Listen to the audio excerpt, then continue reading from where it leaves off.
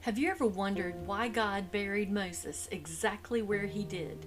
Out of all the places on earth, why there?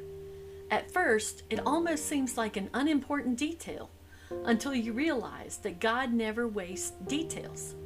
After leading Israel for 40 years, Moses climbed Mount Nebo. God showed him the promised land. He could see it, but he would never enter it. Then Scripture tells us something remarkable. God himself buried Moses. Imagine that, the creator of the universe burying his faithful servant.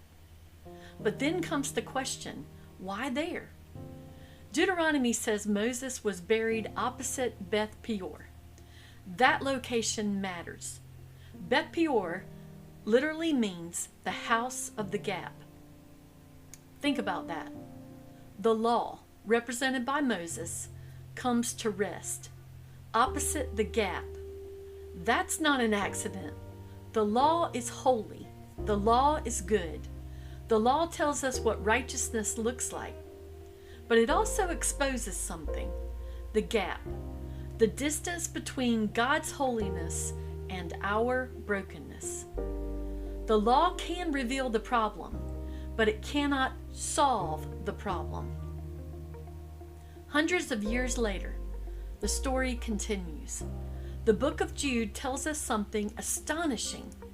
Michael the archangel and Satan disputed over the body of Moses. Why?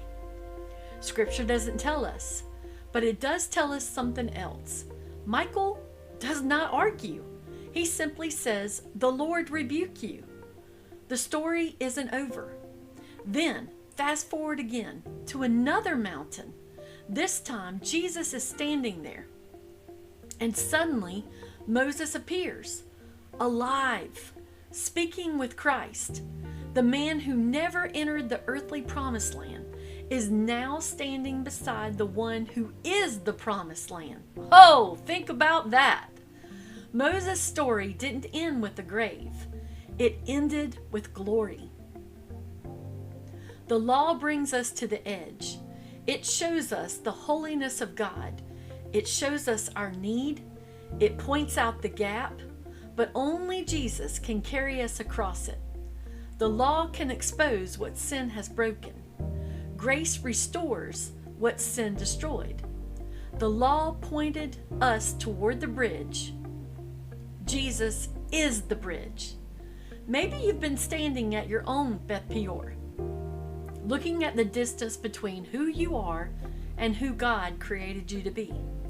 If so, remember Moses. His story did not end where he was buried, and yours won't either, because the gap that separates us from God is the very gap that Christ came to cross. The law points us to the gap. Jesus carries us across it. And that's why God buried Moses exactly there.